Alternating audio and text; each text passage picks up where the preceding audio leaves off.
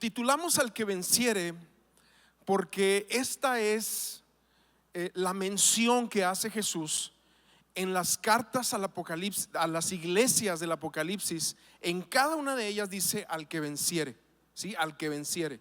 Porque cada uno de nosotros, dentro de nosotros hay un guerrero. Hay alguien a quien Dios lo ha equipado con armas espirituales, con una capacidad espiritual para hacer guerra. Y este libro de Apocalipsis será un escrito que precisamente ayudará a la iglesia a entender que se avecinan tiempos difíciles, que los tiempos son complejos, pero que Dios está con nosotros, que Él nos ha dado todo para poder vencer, para poder salir adelante, y sobre todo nos ha dado su poder, su unción, su palabra en medio de nosotros. Entonces déjame orar. Quisiera tomar un espacio para que a lo largo de estas sesiones, que serán esta y a lo mejor 7 u 8 más aproximadamente, que Dios nos vaya hablando a través de su palabra, y que cada corazón aquí, como lo hemos dicho anteriormente, sea tierra fértil, donde caiga la semilla y produzca que Jesús, Cristo, que eso es lo que se pueda ver en ti. Amén. Vamos a orar. Señor, gracias por este día, por la bendición que tenemos de poder juntos adorarte, estudiar tu palabra, exaltar tu nombre, rendir nuestros corazones. Pero sobre todo encuentra aquí esas tierras fértiles en corazones que están dispuestos a recibirte, creer lo que tú dices, incluir a la palabra escuchada la fe que ya has puesto en nuestro corazón, para que se produzca ese fruto abundante. En el nombre de Jesús, amén, amén. Muy bien. Antes de entrar a estudiar a las iglesias, quiero hacer una pequeña introducción del libro de Apocalipsis. ¿Por qué? Porque si entramos a estudiar las iglesias directamente, va a haber mucho lenguaje con el cual no vamos a estar familiarizados. Por lo tanto, no vamos a ver los 22 capítulos, simplemente 1, 2 y 3 de Apocalipsis, pero requiere la misma introducción para ponernos en el contexto de lo que está sucediendo en los tiempos donde Juan escribe esta carta. Apocalipsis, quiero primero decirte, significa revelación. De hecho, la palabra en inglés para Apocalipsis es revelation, ¿sí? Así es como está el libro en las Biblias en inglés. Y proviene del término griego. Lo que pasa es que nosotros agarramos el término que se tradujo después al latín, y es la palabra apocalipsis, pero en griego es apocalipto. Es un término que habla de un velo que es removido, o de cualquier tipo de cubierta que esconde algo detrás y se remueve. Eso es apocalipsis. Apocalipsis no significa caos, amados. Apocalipsis no significa terror. Apocalipsis no significa catástrofe, ni tampoco significa final. Es más, nosotros en nuestro lenguaje español ya hasta usamos el término apocalipsis para hablar de algo así medio terrorífico, ¿sí o no? No, es que vi una película de esas apocalípticas bien buenas, y te refieres como a una onda así de que salían monstruos y cosas y se complicaba todo y el fin de los tiempos, y a eso mencionamos nosotros como términos apocalípticos. Pero realmente apocalipsis significa revelación. Pero lo más importante de este término es que revela a nuestros ojos, a nuestro entendimiento espiritual, a la persona más grandiosa que jamás tiene que ser revelado a nuestro mente y corazón, a Jesús. Apocalipsis, ¿qué va a hacer? Nos va a presentar a Jesús como nunca lo habíamos visto. Ese es nuestro Cristo. Este término lo vemos también a lo largo del Nuevo Testamento. Por ejemplo, hay muchas porciones. Estoy escogiendo Mateo 10, 26, donde dice: porque nada hay encubierto, ahí está, que no haya de ser revelado, apocalipto, ni oculto que no haya de saberse. Porque está hablando de un término que lo que estaba escondido lo hace claro, lo hace visible. Entonces déjame empezar leyendo versículos 1 y 2. Hoy leeremos hasta el versículo 8 nada más, y los pasaremos así rápidamente, sin entrar muy profundamente a ellos, pero sí tratando de captar lo mejor que Dios tiene, lo mejor que yo quiero compartirle a ustedes, y lo que creo que Dios nos habla a nosotros en este tiempo. Dice aquí: la revelación de Jesucristo. Así empieza la carta, así empieza el libro. La revelación de Jesucristo. Se trata de Jesús. Se está revelando a Jesús. Bueno, y tú dirás, ¿y qué no conocíamos a Jesús? Sí, claro. Lo hemos conocido como Jesús, el hombre Dios, Dios hombre, que caminó limitadamente por 33 años en un cuerpo humano al cual él se sujetó, teniendo todo el poder, y lo hace en varias ocasiones. Cuando Pedro saca la espada y avienta el golpe y le da a este guardia del templo que se llama Malco, y Jesús le dice: Pedro, ¿no le puedo yo decir a mi padre que mande 12 legiones? ¿No crees que tengo el poder? Imagínate a Pedro con su espadita ahí. Me imagino así el machete mexicano, medio oxidadón. Y a veces así somos. Jesús tiene todo el poder, pero por un tiempo se limita al cuerpo humano, a cansarse, a sudar, a alimentarse, a ir al baño, a todo lo normal del cuerpo humano. Se somete voluntariamente, teniendo el poder sobre todo. Es más, en sus oraciones, Juan 17, él dice: Padre, regrésame, que yo tenga contigo la gloria que una vez tuve. Sí, porque dejó su gloria, nunca su divinidad, pero sí la gloria en la que estaba. Por un momento se despojó de ella. Y muchas veces al leer vemos sus tremendos milagros, su tremenda misericordia, su tremenda personalidad, su grandiosa manera de hablar, de confrontar, de amar, de mirar. Y todo eso es algo que nos apasiona de Jesús.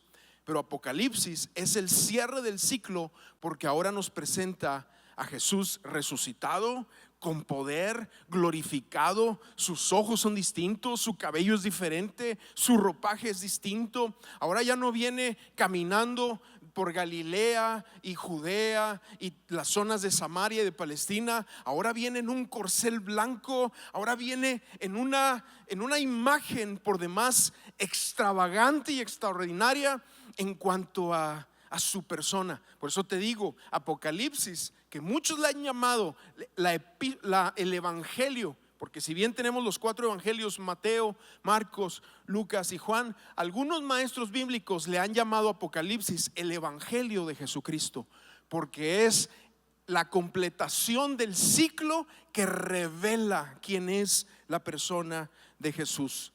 Entonces aquí comienza diciendo: la revelación de Jesucristo que Dios le dio para mostrar a sus siervos las cosas que deben suceder pronto. Deben suceder pronto.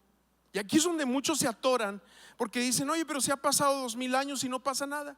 Sí, esto, entonces vamos a disfrutar de la vida. Pero recuerda que una de las palabras de Jesús, él menciona que los últimos tiempos serían como los días de Noé. Y también hay otra porción en Lucas que dice que serían como los tiempos de Lot, donde cuando hablamos de Noé, hablamos de que la gente hacía negocios, se movía, no tenía temor de Dios en sus corazones. Y los tiempos de Lot se refiere a una progresión en el pensamiento, donde el ser humano dice: yo soy mi propio Señor, yo soy mi propio Dios, tomo decisiones sobre mi cuerpo, hago lo que yo quiero. Y en ese sentir habla de los tiempos de Lot. Pero así va a ser los tiempos finales, donde Jesús va a venir, y va a venir de repente, y será una situación así.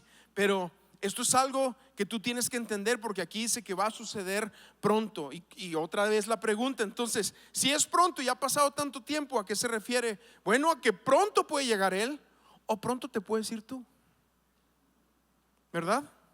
Porque también la Biblia nos dice que esta vida es como la neblina, como la hierba, que sale el sol y se marchita y se seca, y después es echada ahí al fuego.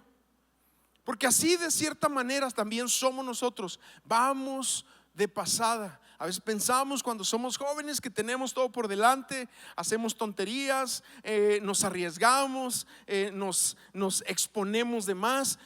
Pero llega un momento donde ya te llega la sabiduría, tienes tus años y empiezas a detenerte, porque ves que el tiempo se está acortando.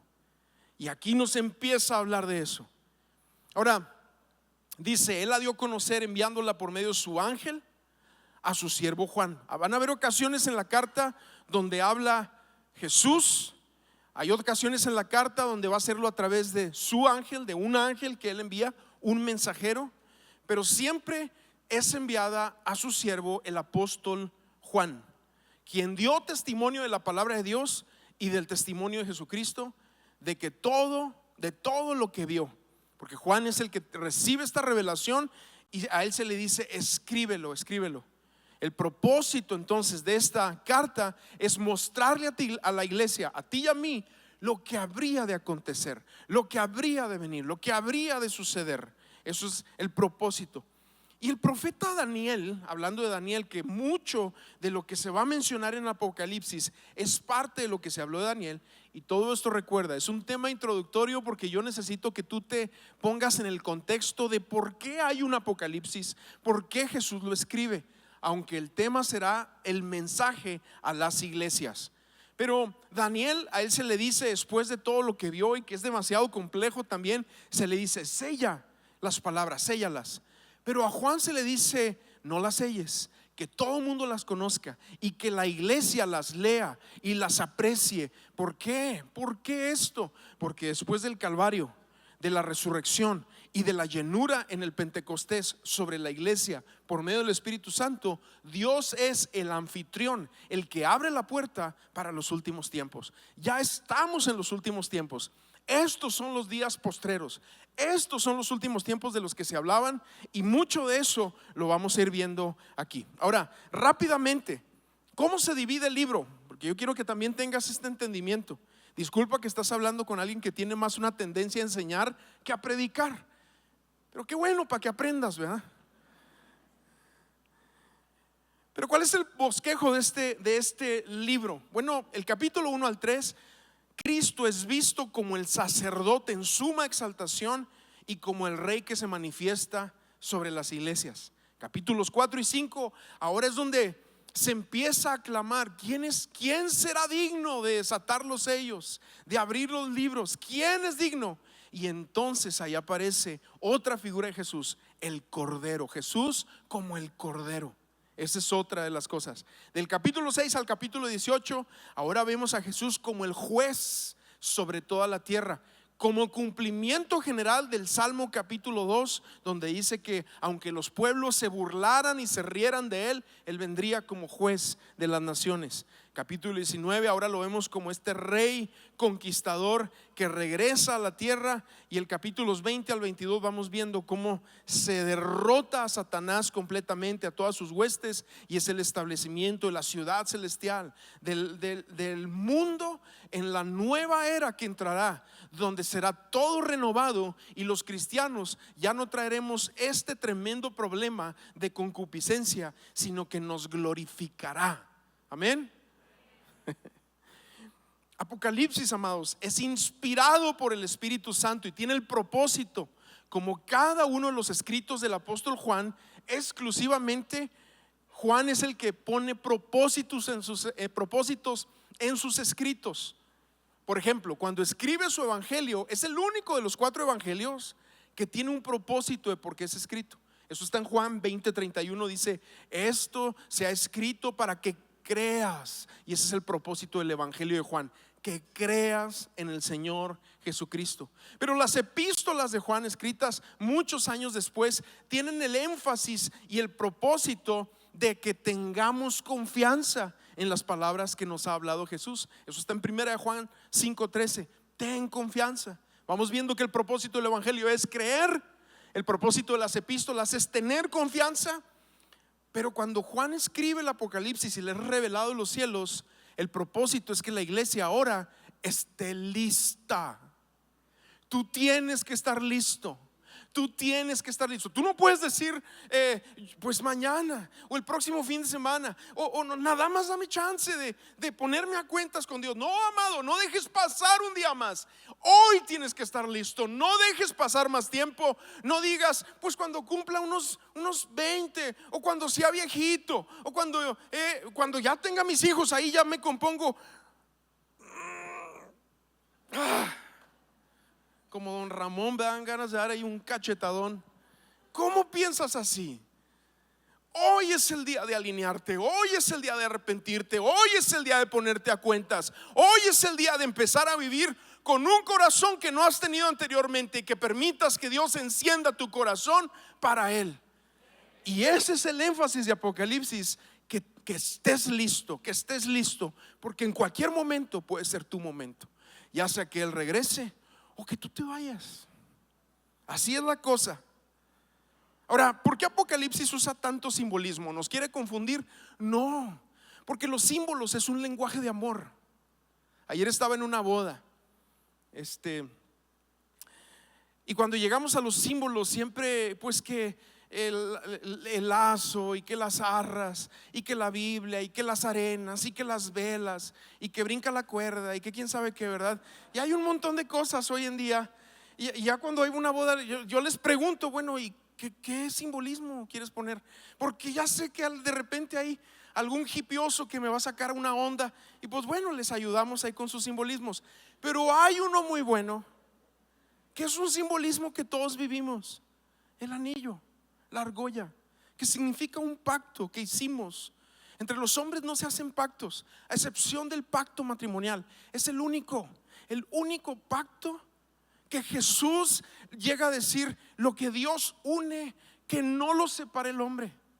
No puede ser separado por el hombre. Entonces, cuando hay separación, obviamente es una ruptura muy fuerte. Pero aquí nos habla de simbolismo, porque de alguna forma, si tú viajas y no estás con tu esposo, con tu esposa de repente, o ya se tardó mucho en el trabajo, siempre nuestra argolla es un recordatorio de un pacto, de que hay alguien ahí, de que alguien nos escucha, de que alguien nos oye, de que alguien está con nosotros. Nuestra esposa, claro, Dios también, ¿verdad? Pero qué bonito tener a alguien. Es un mensaje ahí para todos los solteros, ¿verdad? Anímense, estamos en oferta aquí de bodas. Hay ganga, todo. No se crea, nadie cobra por las bodas aquí, pero hay un avivamiento y ojalá y te metas ahí. Muy bien, muy bien. Ya no nos metemos por ahí. Los simbolismos despiertan en nosotros emociones. Sí, cuando algunos de ustedes, si tienen la costumbre de quitarse su anillo de matrimonios para dormir, yo por muchos años no me lo quité, hasta hace poco. Pero me gusta que de repente, si tengo un viaje, lo tengo ahí, me levanto en la mañana y lo digo: mi anillo. Y es como mi anillo. Y la fe no es en el anillo, o sea, no es un simbolismo, no es la fe en el anillo. O sea, el que tiene un corazón perverso va a hacer lo que le da la gana, aunque traiga 10 anillos. Sí.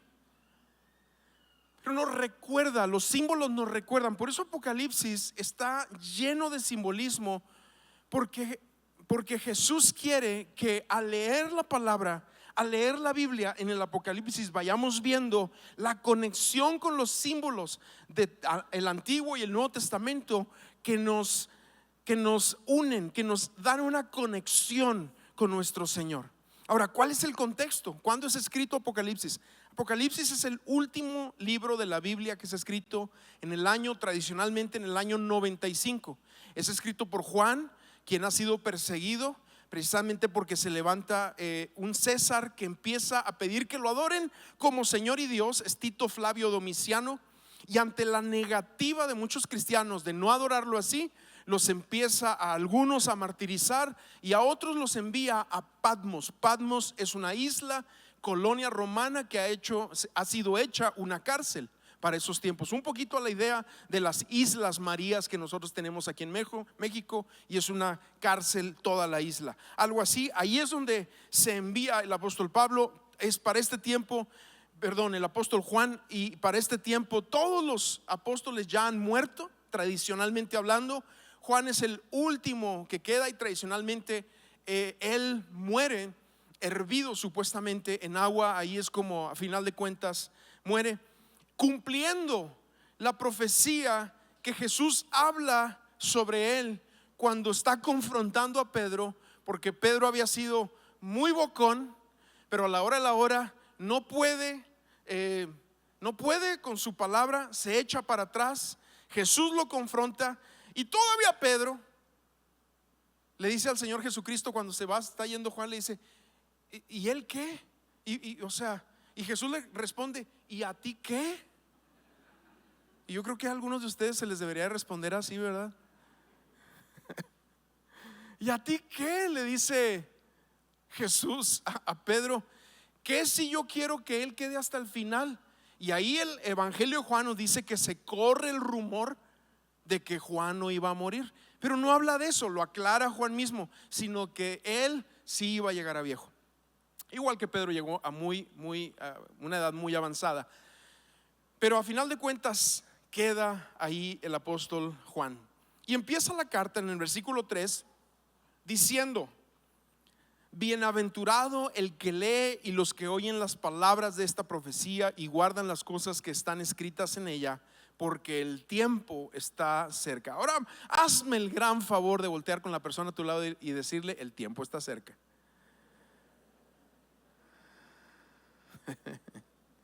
Sí, esa es una realidad. El tiempo está cerca, el tiempo está cerca, el tiempo está cerca. Apocalipsis contiene 7 bienaventuranzas, que yo creo que esa va a ser nuestra próxima serie. Contiene 7 bienaventuranzas. Pero ¿qué es una bienaventuranza? Es una forma de promesa que se respalda en la obediencia a algo que Él nos pide. Y después de eso viene la bienaventuranza. La bienaventuranza aquí viene por leer y oír las palabras de esta profecía y guardar, no nada más leer y oír, porque recuerda que Santiago dice que el que lee, pero no pone en práctica lo que cree, entonces no le sirve de nada. Por eso aquí habla de leer, oír y guardar las cosas que están escritas en ella, porque el tiempo está cercano. Entonces, una bienaventuranza, te decía yo, es una forma de promesa, de bendición a través de la obediencia a algo que se nos pide. Por ejemplo, las bienaventuranzas más famosas son las de Jesús en Mateo capítulo 5. Y dice: bienaventurados los pobres en espíritu, comienzan así, porque de ellos es el reino de los cielos. La persona será bendita, dichosa, bienaventurada cuando su corazón esté en bancarrota, reconozca que Jesús es su Señor, entonces será acreedor del reino de los cielos. Pero va a ser necesario primero esto otro: rendirnos completamente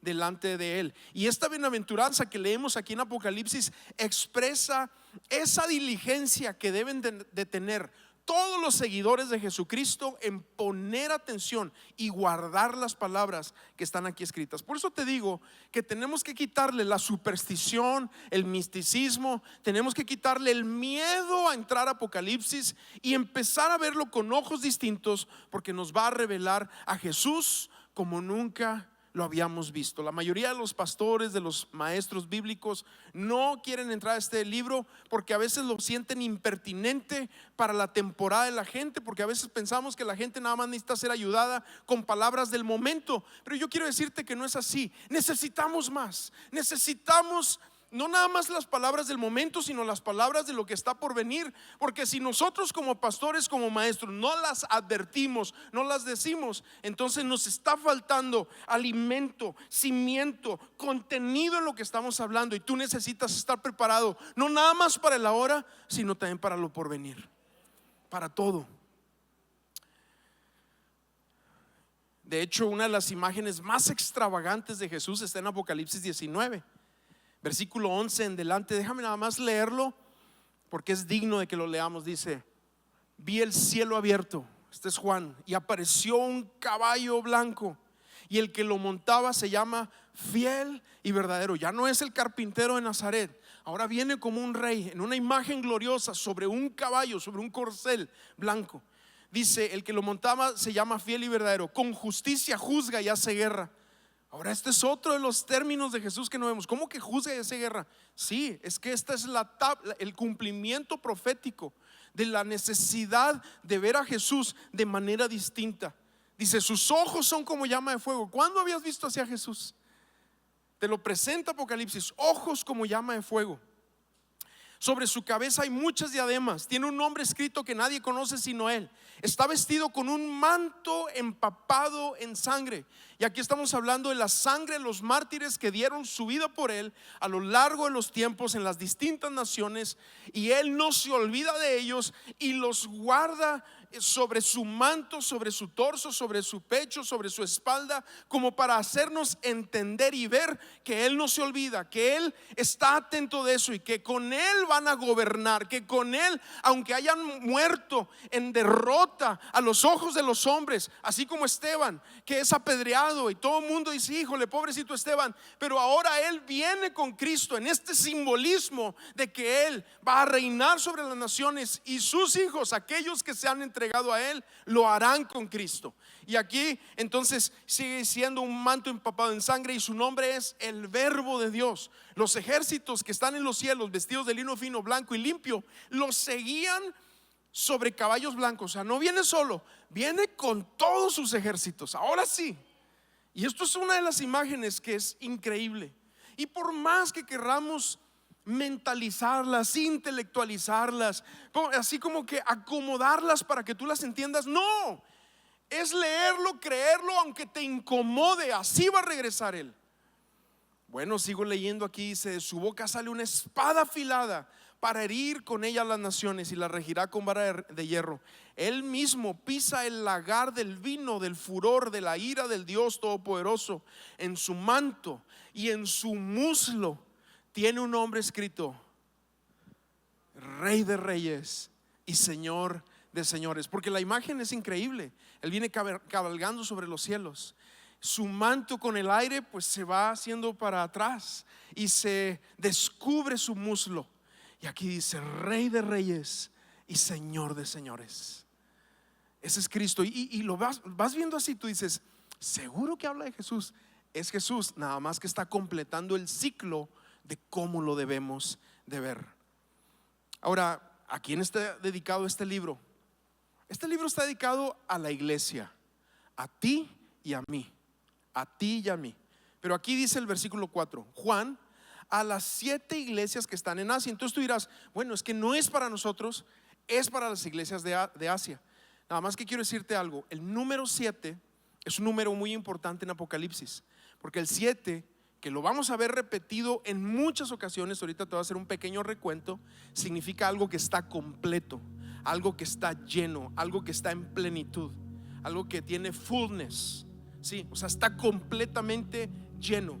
Eso es el número 7. Y las 7 iglesias que están en Asia representan a la iglesia en todas sus etapas y en todas sus edades. Por eso se habla esta palabra para las 7 iglesias. Por eso te digo, es dada a una iglesia como tú y como yo, en distintas etapas de la historia, en distintas etapas que la iglesia pasa, en distintos momentos, sensaciones, emociones que la iglesia tiene, pero todas están enfocadas, o todas están enfrascadas, mejor dicho, en este mensaje a las 7 iglesias y la preocupación de Jesús por ellas. Por eso en cada una de ellas les dice: al que venciere, al que venciere, al que venciere.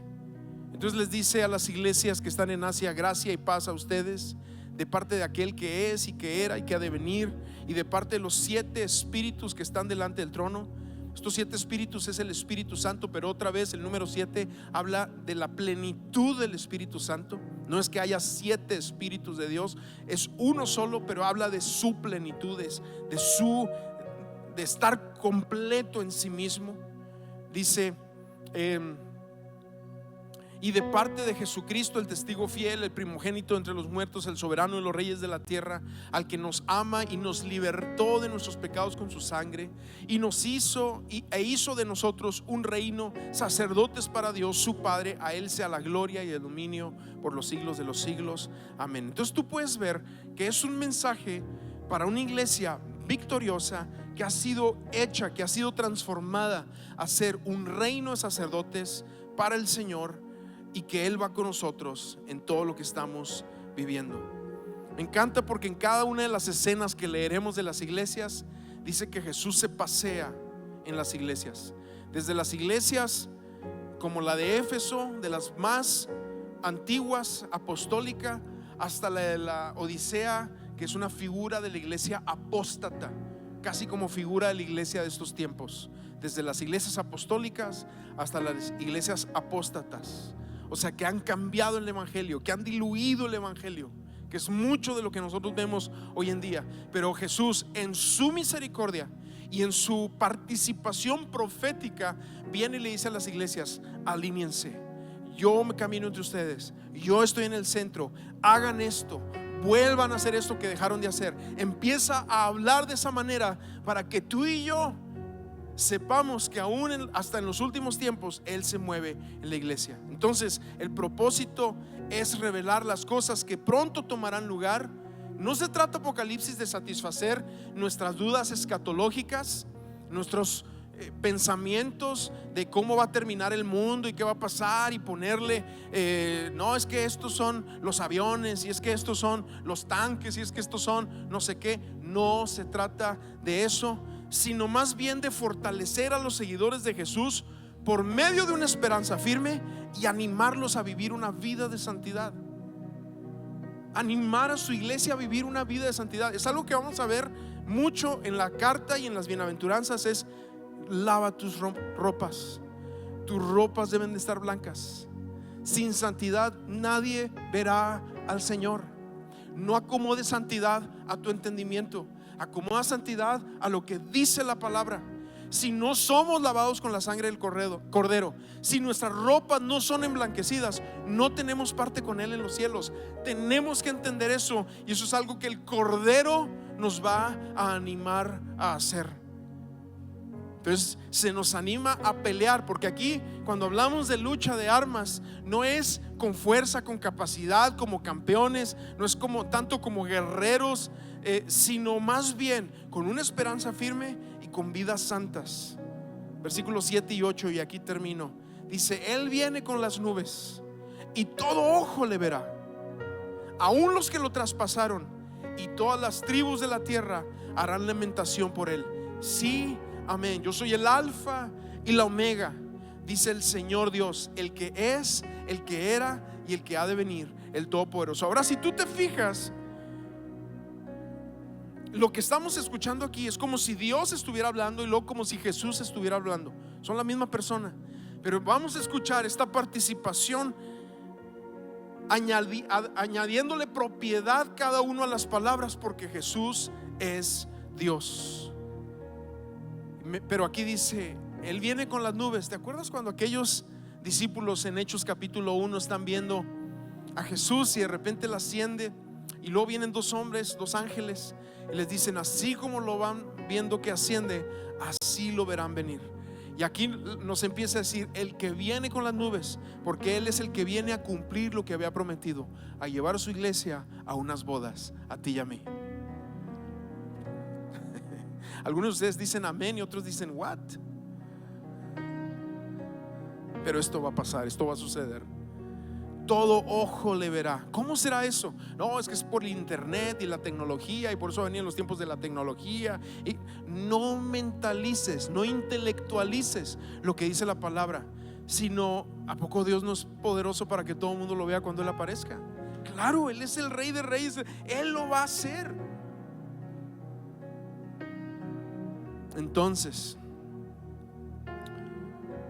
Apocalipsis es dado para revelar su mensaje central.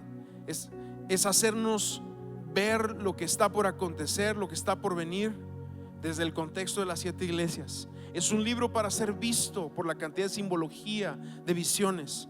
Apocalipsis solamente tiene sentido a la luz del Antiguo Testamento.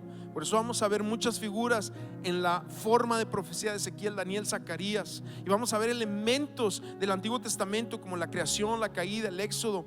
El vocablo de las visiones será así. Por eso veremos de repente aquí en Apocalipsis un árbol de vida. Vamos a ver a la serpiente antigua entrar en acción, las plagas de Egipto que vienen sobre la tierra, la iglesia siendo liberada como en el tiempo del éxodo, y personajes como Elías, Balaam, Jezabel, el templo, el tabernáculo, Sodoma, Gomorra, Israel, las 12 tribus, Jerusalén. Elementos reconocibles si has leído la Biblia, pero reconfigurados, modificados a lo que el libro habla para nosotros. Ahora, yo te decía ahorita, los números son muy importantes en Apocalipsis. El 7, el 10, el 12. No vamos a entrar en los números, pero tú tienes que entender que el 7 sí significa algo que está completo. Por eso vemos 7 iglesias, por eso hay 7 bienaventuranzas. El Cordero tiene 7 cuernos, tiene 7 ojos, hay 7 sellos, 7 copas, 7 cabezas, 7 montes, 7 espíritus de Dios, 7 iglesias, 7 candelabros, 7 estrellas, 7 pastores. Por eso vemos, porque es la culminación de lo que Dios quiere revelarnos a nosotros. En pocas palabras, te recuerdo esto: Apocalipsis es un mensaje dado para una iglesia bajo ataque. El propósito es despertar a la iglesia en la dimensión de la lucha espiritual que tenemos, en la fidelidad que va a ser crucial para nosotros tener, y una pureza en el corazón de la iglesia que debe ser inconmovible, como aquellos jóvenes Sadrac, Mesac, Abednego, Azarías, Hananías, Asael, estos hombres a quienes les cambiaron el nombre a nombres babilonios, se mantuvieron firmes, y cuando los echaron al horno, Jesús se paseaba en medio de ellos, y ni sus cabellos se les quemaron, ni su ropa quedó humeada.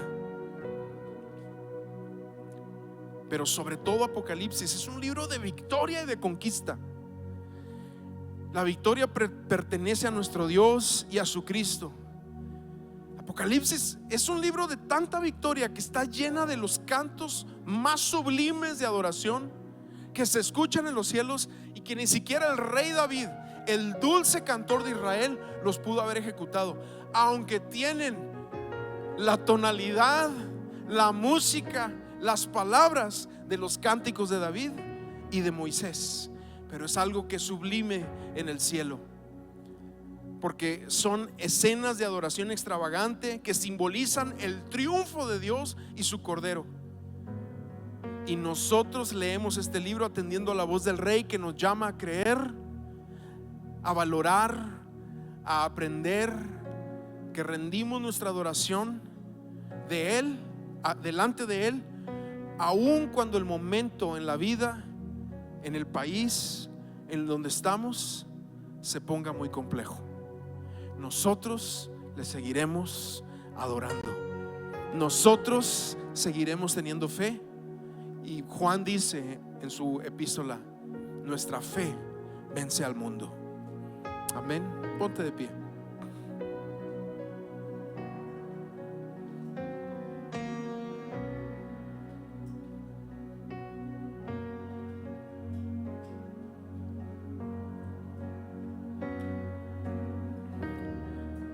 Jesús, queremos verte como nunca antes. Revélanos.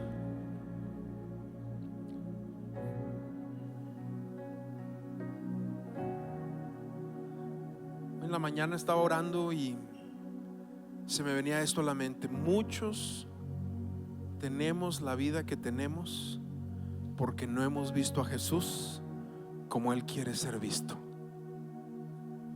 Muchos tenemos la vida que tenemos porque no hemos visto a Jesús como Él quiere ser visto. Cierra tus ojos delante del Señor y empieza a orar. Dile: quiero verte como tú te quieres revelar. Me has mostrado tu misericordia, me has alcanzado, me has dado tu amor, pero quiero conocerte como tú te revelas en Apocalipsis. Oh, tú vienes cabalgando, en tu muslo dice Rey de Reyes y Señor de Señores. Cuando te ven venir dicen: ahí viene el Verbo de Dios con su manto teñido en sangre. Oh Jesús, te adoramos, te adoramos. Perdónanos porque a veces vemos demasiado nuestros propios problemas, pero cuando te logramos ver, nuestros problemas se bajan como cuando la neblina sale el sol y se disminuye. Así, Señor, permítenos verte. Permite que todos nuestros problemas, confusiones, el caos que muchas veces manejamos, se disipe al verte a ti, Señor. Revélate a nosotros. Oro por una iglesia santa, pura, así como Pablo la enseña, una iglesia ataviada, sin mancha ni arruga, sin pecado, con un pasado ya redimido. Gracias porque tú todo eso lo aplicas a nosotros por la sangre, por la fe en tu sangre, por la sangre del Cordero. Te adoramos. Vamos a cantarle un momento, a decirle: tú eres digno, tú eres digno. Ven a adorar al que resucitó, la luz del mundo que nos rescató. No hay otro nombre igual, no hay otro nombre igual. Cristo nuestro Dios, el vencedor que a la diestra está. Ante su trono montes caerán. No hay otro nombre igual, no hay otro nombre igual. Cristo nuestro Dios. Con tu poder, con tu Levanta tus manos, dilo. poder, se rompen cadenas. Has sido hecho libre por Él. Dale gloria y alabanza. Él es digno. Cielo y la tierra, santo es Jesús, y santo es su nombre, Cristo, Cristo, Cristo. Oh, sí, Señor, con tu poder. Con tu Amén.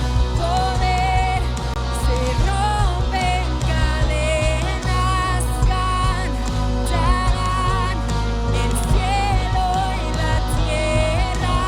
Santo es Jesús, santo es tu nombre, Cristo, Cristo, Cristo. Ven a adorar al que resucitó. Amén. La luz del mundo que nos rescata. Amén. No hay otro nombre igual, No hay nombre como el tuyo, Señor. nombre igual. Cristo nuestro Señor, gracias por tu sangre derramada. Gracias porque tú eres para nosotros ese cordero de la Pascua que comimos. Quedó tu sangre en los dinteles de nuestro corazón y ahora caminamos en la victoria que tú nos das.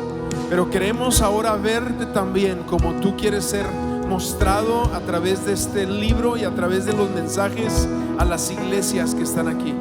Te bendecimos, Señor, te bendecimos. Que a lo largo de nuestra semana, a lo largo de nuestros días, tu gracia, tu bendición, tu poder esté sobre nosotros. Nos ayudes a verte como tú quieres ser visto. En el nombre de Jesús oramos. Amén y amén. Iglesia, que Dios les bendiga. Qué gusto que te hayas conectado a Amistades Saltillo. Si no te has suscrito a nuestro canal de YouTube o a nuestras redes sociales, te invitamos a que lo hagas y a que compartas los mensajes. Que sean una bendición para tu vida. Nos vemos.